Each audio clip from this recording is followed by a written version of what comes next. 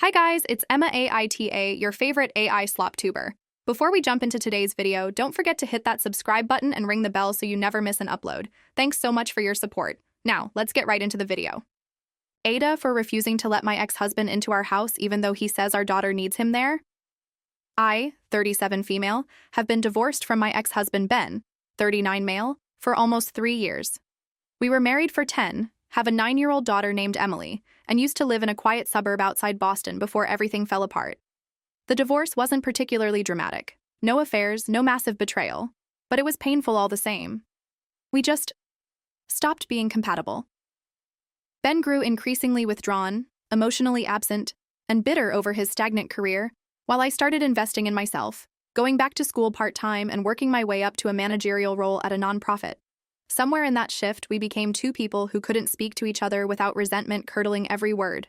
We tried to stick it out for Emily, which is what people always say. For a while, we slept in separate rooms and pretended she didn't notice, but kids always know. I finally pulled the plug the day she asked me in her tiny, too grown-up voice, "Why are you and Daddy always mad when you're in the same room?" That broke me. So I filed for divorce and suggested joint custody. I hoped, we could co-parent amicably, even if we couldn't be friends. I was wrong. Ben didn't take the divorce well.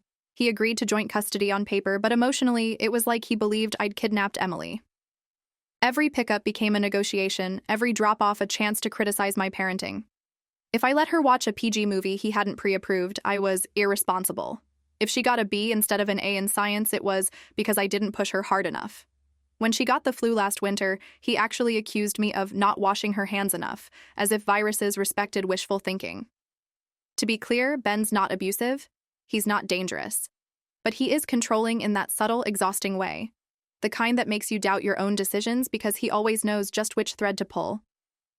I stopped letting him into the house after a few months of drop-offs where he lingered too long, commented on how messy it looked, or made little jabs about how cozy it was, which I know was code for smaller than what we had when we were married.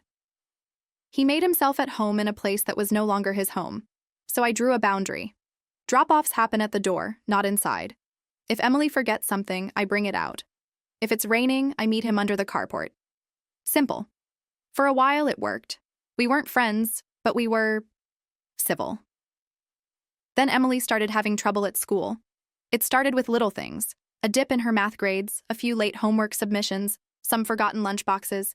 But then her teacher called me and said Emily had been unusually quiet during class. Withdrawn. "She's not disruptive," her teacher clarified, "just far away, like her mind is somewhere else." I scheduled a parent-teacher conference. Ben insisted on attending too, which was fair. He's her father. But even during the meeting, his energy was combative. When the teacher gently suggested that Emily might be struggling emotionally, Ben cut her off. "She's a smart kid. This is about discipline, not feelings." Afterward, I tried to talk to Emily. She said everything was fine. But kids have different ways of expressing distress. Emily's always been a sensitive child, bright, observant, but guarded. She holds things in, especially around conflict. I noticed she seemed more reluctant to leave for her weekends at Ben's, and more clingy when she returned. I asked her if anything bad was happening over there, and she insisted no, but she looked away when she said it. Still, I had no grounds to keep her from going. Court orders are court orders, and I wasn't about to invite a legal battle over hunches. Then, one Monday evening, she came home teary-eyed. I asked what was wrong, and she blurted it out between sobs. "Dad says I'd be doing better if you weren't making everything harder." I froze. "What do you mean?" I asked. She sniffled and said, "He said you make things too soft, like you don't expect enough from me." I was livid. I didn't show it, but inside I burned. This was textbook emotional triangulation, making the child feel torn, responsible for parental tension. I didn't confront Ben right away. I wrote it all down. Documented it. I called my therapist. I even reached out to a child counselor and booked Emily for a session just to check in. She needs a neutral space to talk, I figured. Maybe she'd open up there. But Ben found out about the counseling session when Emily mentioned it casually during a phone call, and suddenly I was being bombarded with texts. "You don't get to enroll our daughter in therapy without consulting me." What's next, putting her on medication behind my back? "You're overreacting. She doesn't need a shrink, she needs rules." I didn't reply immediately. I gave myself space to breathe. I consulted the custody agreement, no clause about therapy needing mutual consent, unless it was psychiatric or medical. I was covered. But still, I offered to talk. We met at a neutral coffee shop. I told him calmly, clearly, Emily's well-being comes first. Therapy is not a punishment, it's a support system. Ben stared at me with that cold, condescending smirk he'd perfected over the years. Or maybe you're projecting your own guilt onto her, he said. You're the one who broke the family. I should have walked out right there. But I didn't. Because then he said something that chilled me. She needs more time with me. Real structure. Maybe I should just start coming over more often to help. To my house? I asked. Our house, he said, like the divorce had never finalized. I made my decision right there. I looked him straight in the eye and said, No, you're not coming into the house. His smirk vanished. You're seriously going to be that petty? It's not pettiness. It's a boundary, I said. You don't live there. You haven't lived there for years.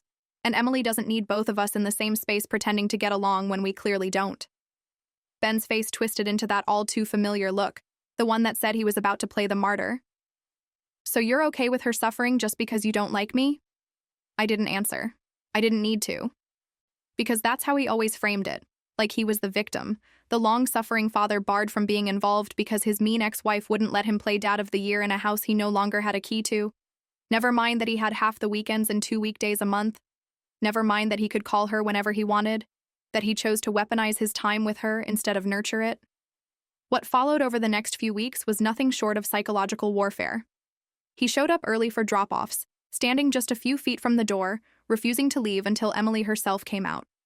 He made a big show of looking at his watch if I took too long, or worse, sighing loudly and asking, "What's the holdup this time?" if she wasn't ready exactly on the dot. Once, he showed up on a Wednesday by accident, claiming he'd confused the dates.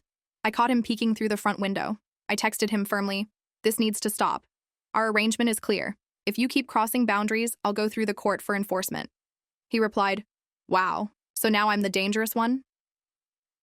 The final straw came one Friday when Emily was sick with strep throat. She had a fever, was curled up in bed, and couldn't stop coughing. I offered to handle the weekend solo and even suggested he come see her for a short visit Sunday evening when she was feeling better. Instead, he showed up that night, furious. I didn't let him in. I opened the door halfway and explained again. "She's sick, Ben. I'm keeping her home and comfortable." He didn't yell, but his voice was sharp. "You don't get to make these decisions on your own." I didn't, I said. I made it for her. She's not a package to be handed off. Emily heard us. She came down the stairs, pale and groggy, crying, "Please don't fight." Ben looked at her and then back at me.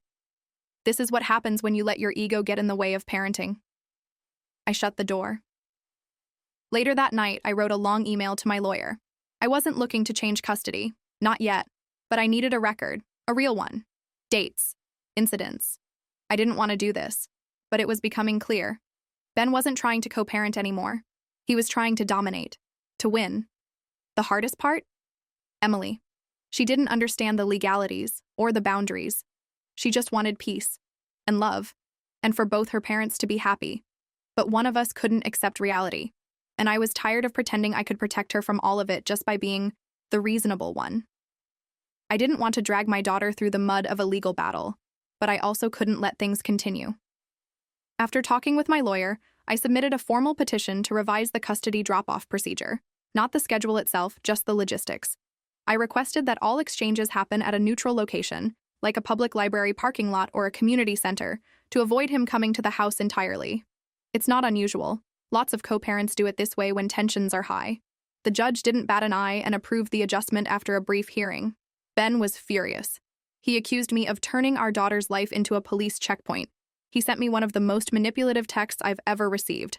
One day, Emily's going to look back and see who kept us apart. I didn't reply. Instead, I showed the message to my lawyer, added it to the file, and made a choice.